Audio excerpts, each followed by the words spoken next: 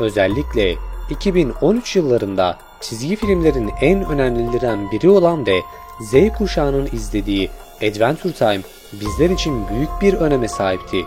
Bu çizgi filmde bizler ise Finn ve Jake'in maceralarını izlerdik. Her ne kadar büyüleyici bir çizgi film olsa da bu zamana kadar bir şeyi gözden kaçırdık. Bu çizgi filmin asıl hikayesini. Çünkü bu çizgi filmde büyük bir hikaye yatıyor. Ama bizler bunu fark edemedik.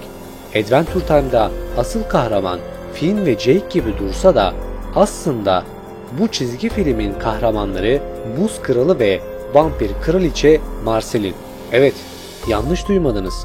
Bu zamana kadar hep göz ardı edilen ve bizlerin göremediği asıl kahramanlar onlar. Bu videoda da en önemlisi Mantar Savaşı hakkında bilgileri vereceğim ve insanlara ne olduğunu.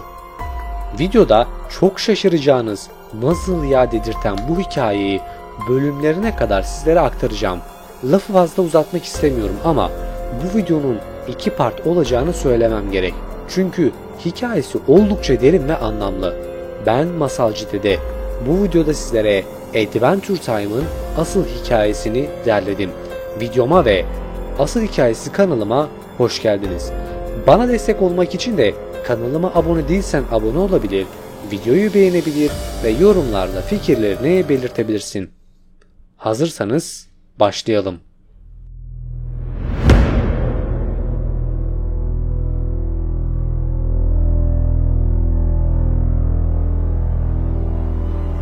Hikayeye dair bilgiler ilk 2. sezon 18. bölümde bizlere gösterilmeye başlanıyor. Konu ise Mantar Savaşı. İnsanların nasıl yok olduğunu ve bu evrenin nasıl doğduğuna dair bir ipucu. 20 ve 24. bölümlerde ise Vampir Kraliçe Marceline'in 1000 yaşında olduğunu bizlere söylüyor ve nasıl bir çocukluk geçirdiğini bizlere aktarıyor. Bu arada Adventure Time'da Mantar Savaşı'na şahit olmuş bazı kahramanlar var.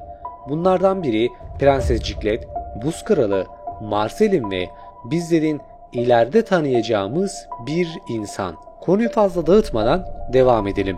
Yanında ise bizlerin Buz Kralı olarak bildiğimiz, sonradan ise adının Simon Patrick olduğunu öğrendiğimiz kişi yer alıyor. Tabii o zamanlar Buz Kralı bir insan ve aklını daha yitirmemiş.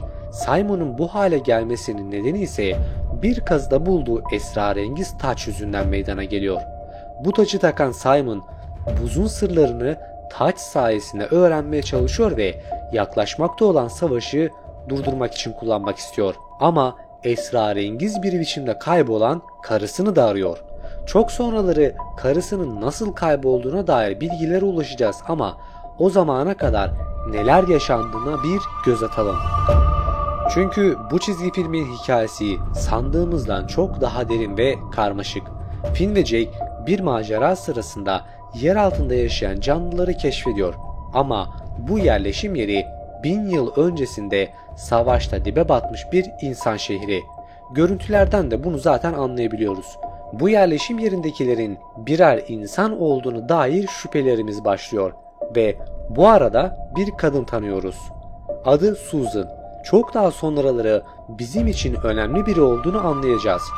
3. sezon 20. bölümde de Buz Kralı'nın sakladığı kasetler vasıtasıyla insanken çektiği bir video izliyoruz. Burada adının Simon Petrico olduğunu ve Simon'ın yavaş yavaş kafayı sıyırdığını anlıyoruz.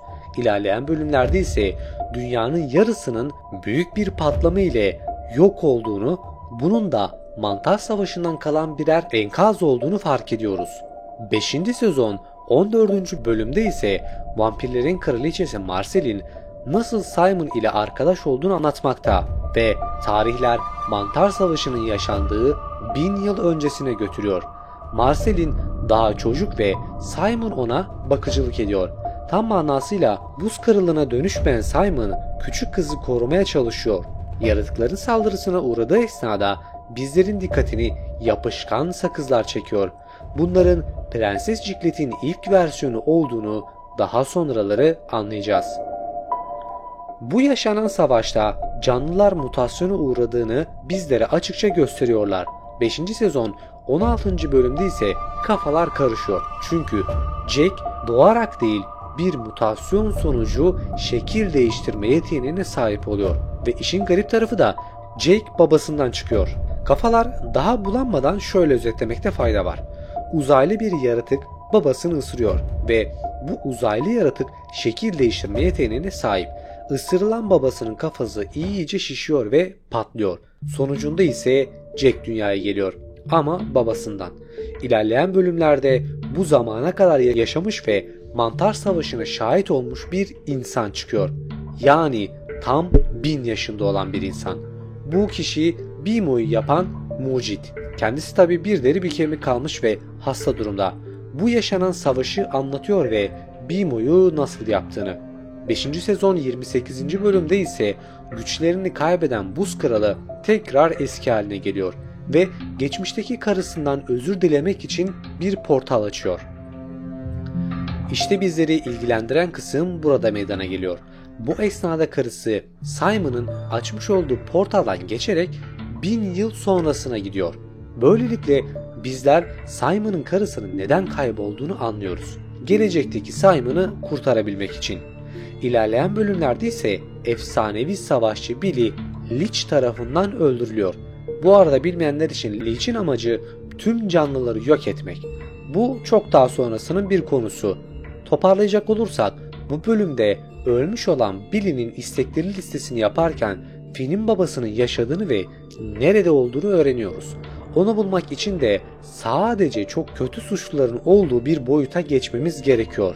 Yani bir hapishaneye.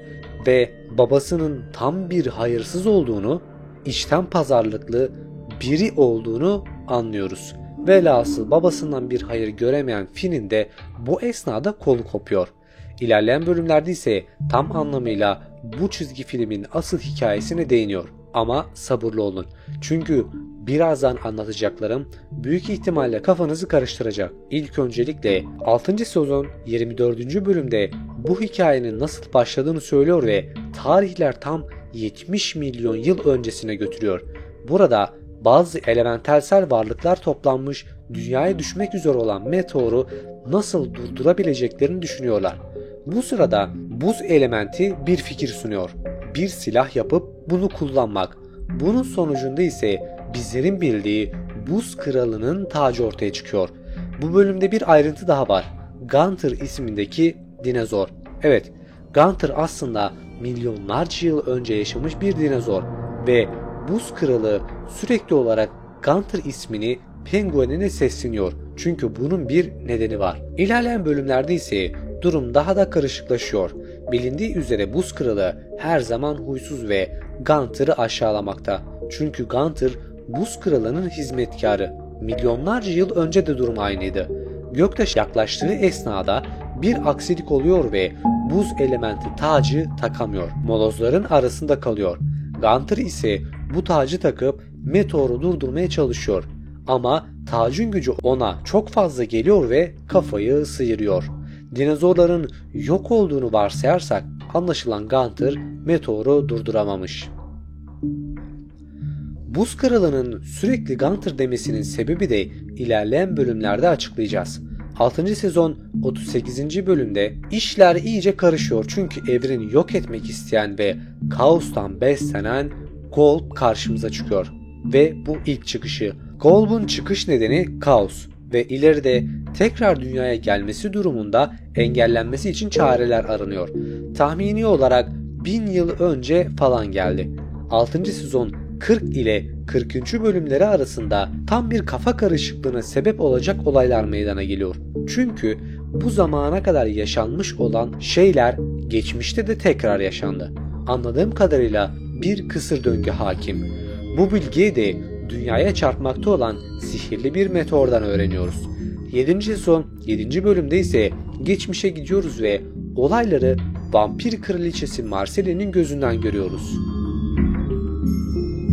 Çok daha genç zamanlarında, daha çocukluk dönemlerinde Simon'ın yani Buz Kralı'nın ona zarar vermemek adına onu terk ettiğini, Marceline'in ise yalnız başına büyümek zorunda kaldığını görüyoruz. Bu süre zarfında dünyada çok az kalan insanlar gemiyle başka bir yere gitmek için hazırlık yapıyorlar. İnsanların sayısı bir hayli az ve onları avlayan vampirler var.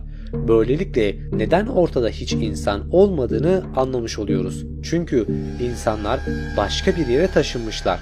Marceline, Simon'a yardım edebilmek adına bu vampirleri avlamakta. İlerleyen bölümlerde de Simon'ın karısı buz kırılığına dönüşmüş kocasını kurtarabilmek için tacın ayarlarıyla oynuyor ve içine girip programlamaya başlıyor.